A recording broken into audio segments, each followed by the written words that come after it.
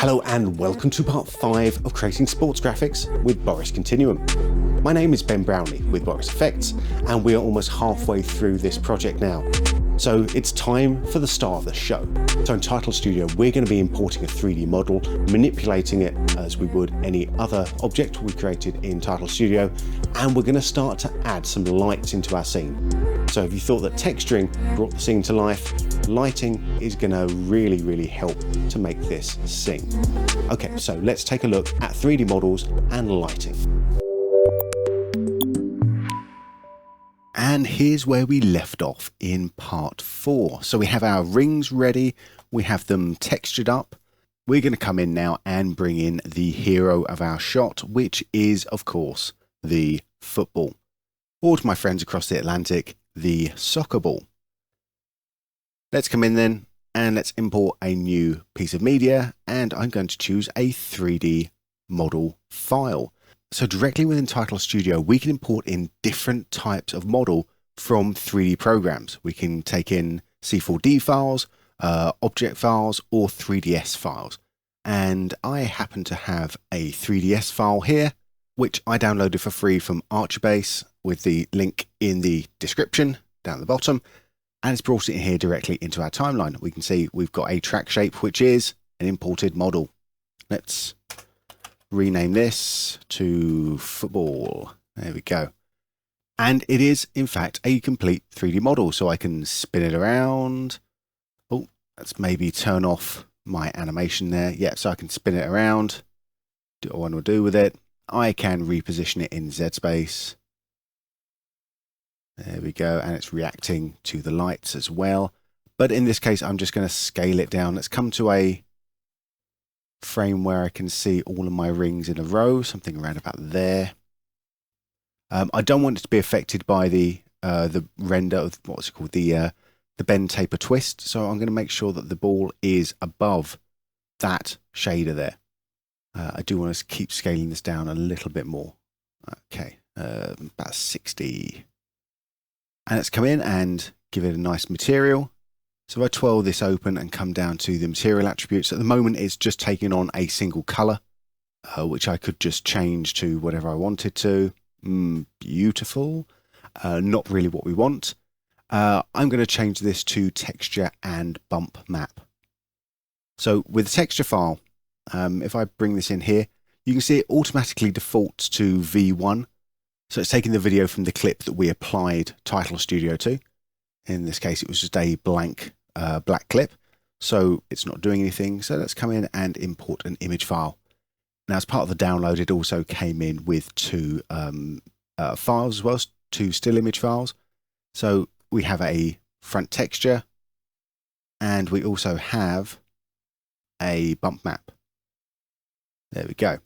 Okay, let's just turn off all the other layers so we can just focus on the football for a little bit. And let's bring this up to 100% again. There we go. And let's come back into our material track. And first thing we need to do to make sure this bump map looks right is conversion to normal map. So it's now going to use the bump in the right sort of way. Bump strength is very extreme. So I'm just going to take just a very tiny amount. A very tiny amount, 0.04. I mean, even that seems quite a lot. 0.03. Yeah, that'll do. Cool. And I'm happy with the rest of that. That's all right. So let's close everything else up so we can just come back to the football itself. And I can start to animate this in. Now, I want this to animate in before the rings come on. So let's come in and just make this. We're going to bring this into Z0, Z position 0. About, let's fit this back in here. Yeah, Z position 0, about 5 frames in. So it's almost no time at all. Really, we're just going to have enough time to kind of see that there's something coming in. And that's about it. But I am going to add some rotation onto this. So let's come over and I'll turn on our animation here.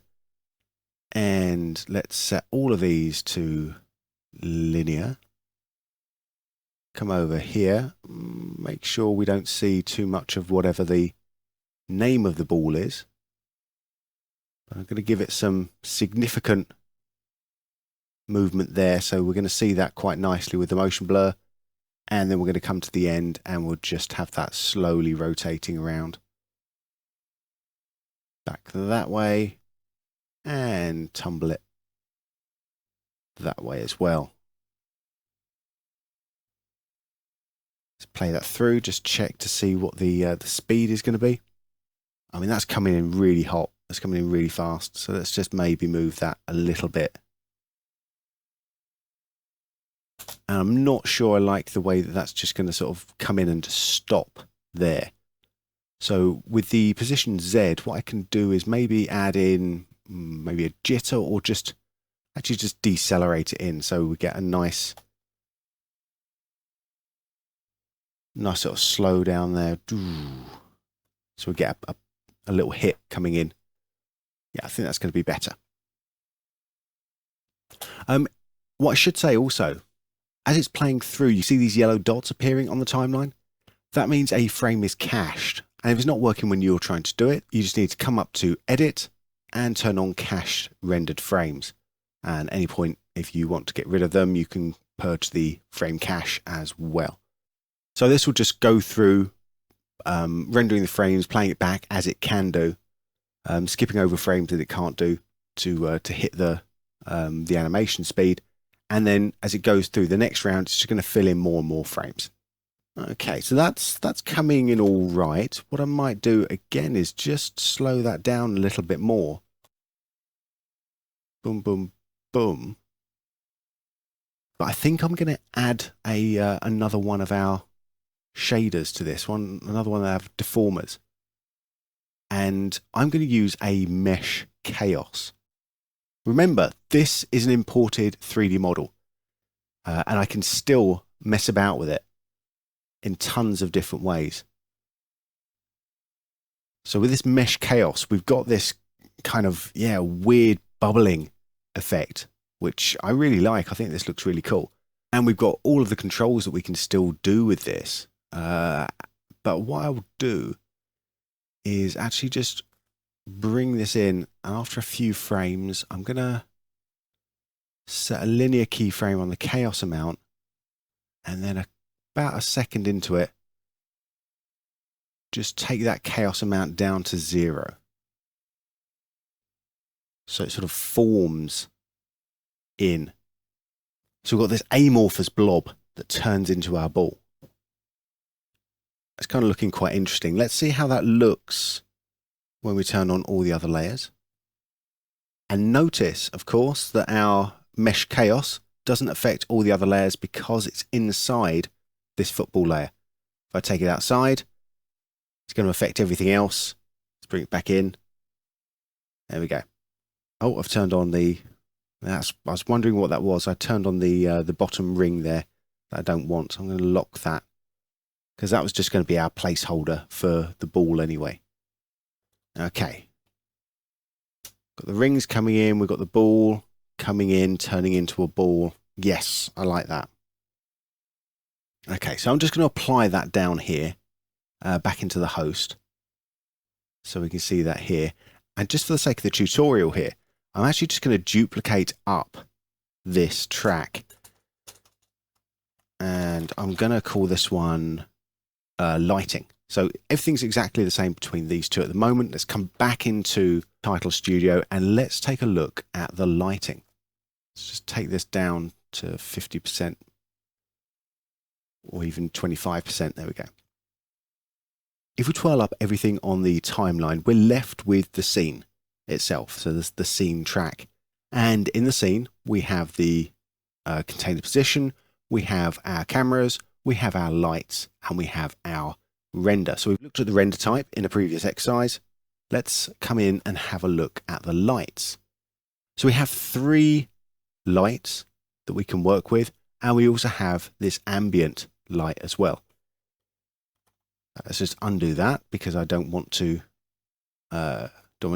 keyframe that in just yet. Right, so the ambient light casts a light across the entire scene. So we had nothing If we had no other lights on, the ambient light would also be there to help to just bring up the lights overall in the scene. Let's fit this up to 100% just for now. So this is just a little helper, just to help boost things up a little bit. Let's undo that a few times. And then we have our 3 lights on the side here. And only one of them is active at the moment. And you can see that in the viewer. So I turn that around, we can see that previewing out of what the light is doing.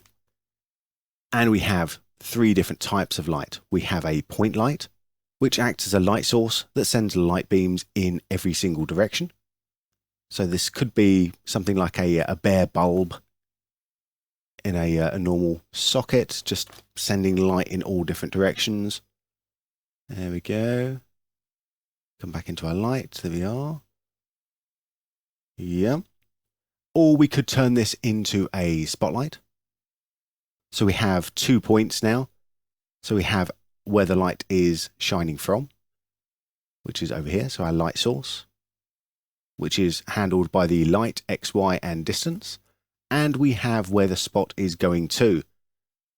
And we can again just click on that and be working with this in the interface here as well. And that's the spot, X, Y, and Z.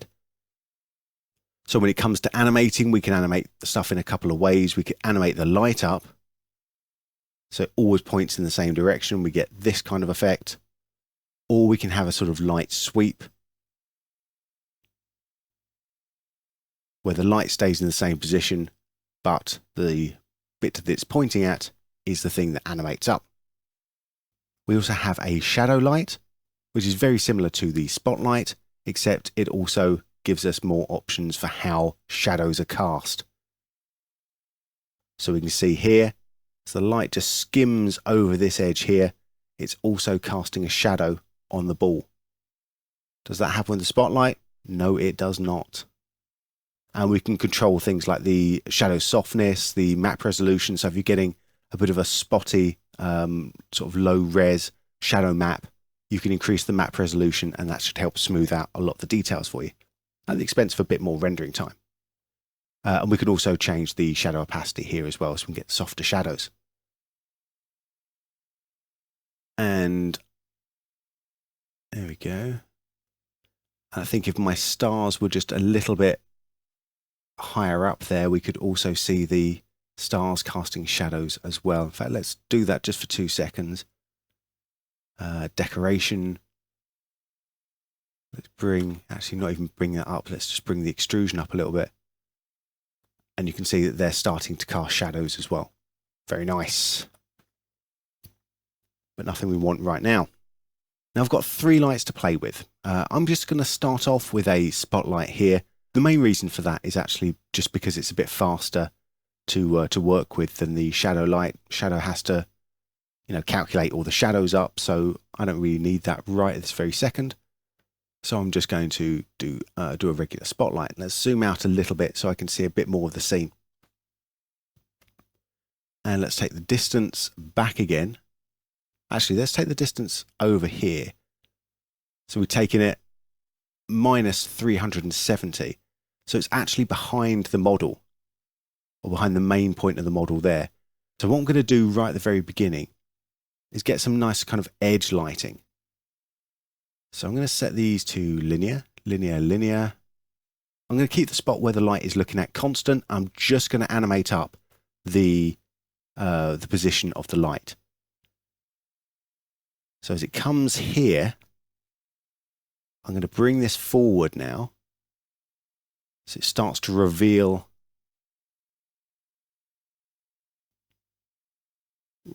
our rings. There we go. And I'm going to add a bit of movement to this light as well. And we'll just move it from left to right. And maybe bring that out a little bit there as well. I'm going to worry about the intensity and the colours a little bit later. I just want to get a rough idea of what's happening just to begin with. Okay, that's looking all right. Maybe the distance has come out a bit too much. I still want to get a little bit of shape with that light. So I'll take the distance in a little bit there. Do the same thing here. This can be actually a good point to come into the dual windows now and take a look at the top view. Zoom out just a little bit on this. Let's zoom out even more. Let's take a look at these lights. There we go. And you can see the light coming out. Boom, zooming around as the ball comes in and then just moving over from left to right. Good. Happy with that so far. Let's turn on our second light. So I'm going to come into the controls, turn on light 2. All right, everything's going to start getting a bit bright now as we're adding all of these lights together. This is coming in as a point light. I'm going to come and bring this again as a, as a spotlight. Let's just move that back into place. Make sure I'm back on my arrow tool. Don't know when I stopped having my arrow tool in there. And I'm going to bring this and aim this slightly further back and slightly down underneath here. I'm going to get a little different look there. And I'm going to turn the intensity down because I'm going to use this as a fill light just to fill in some of those shadows. Now, I'm not going to get too crazy and clever with this light. I'm just going to come in, change that to linear, come over this side, and then just move that slightly over the other area there, just again to fill in some of those details.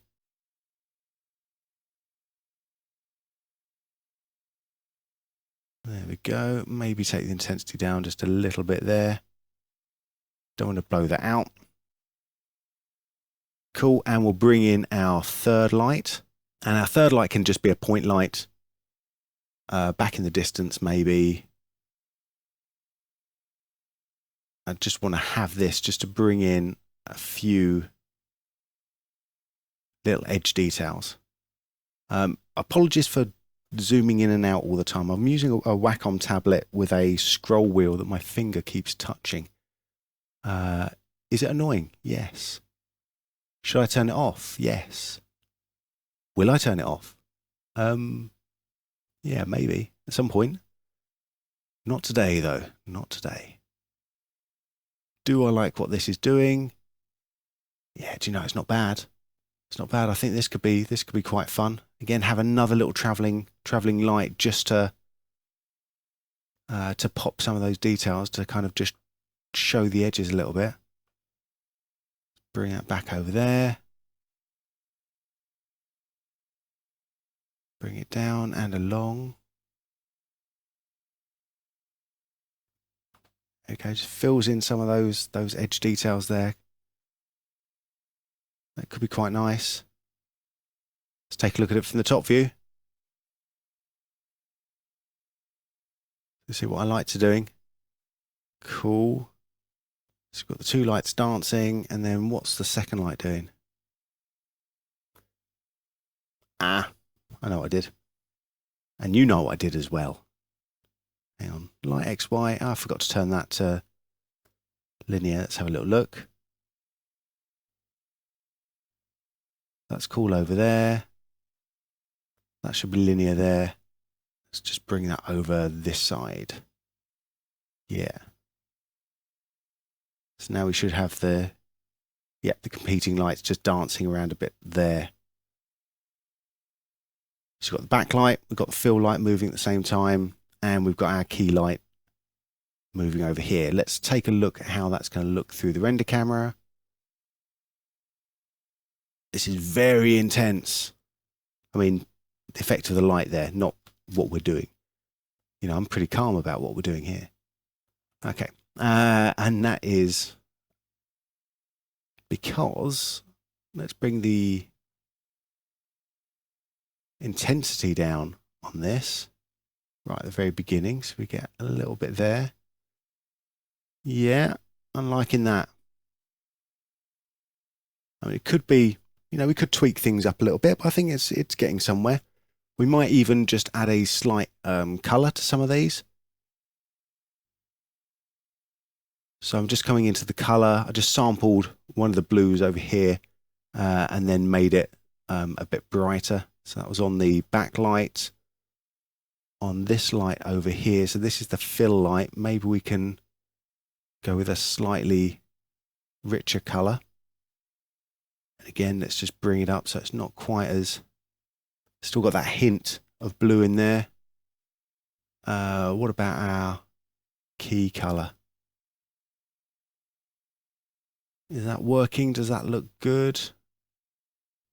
I don't know, I think I could live with that. I think that's all right. Gives a bit of color into it.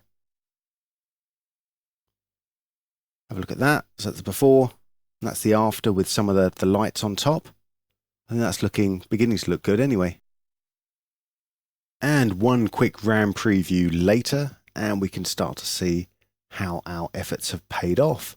And I think for now that's looking pretty good. So in this exercise, what we've done is we brought in and manipulated our 3D model ball, which we've taken in just as a regular 3D model. We've used the supplied texture and bump map that came with it. And we can now manipulate this just as we would do with any other 3D object that we created within Title Studio. So we've got this chaos happening on the ball at the very start of the shot.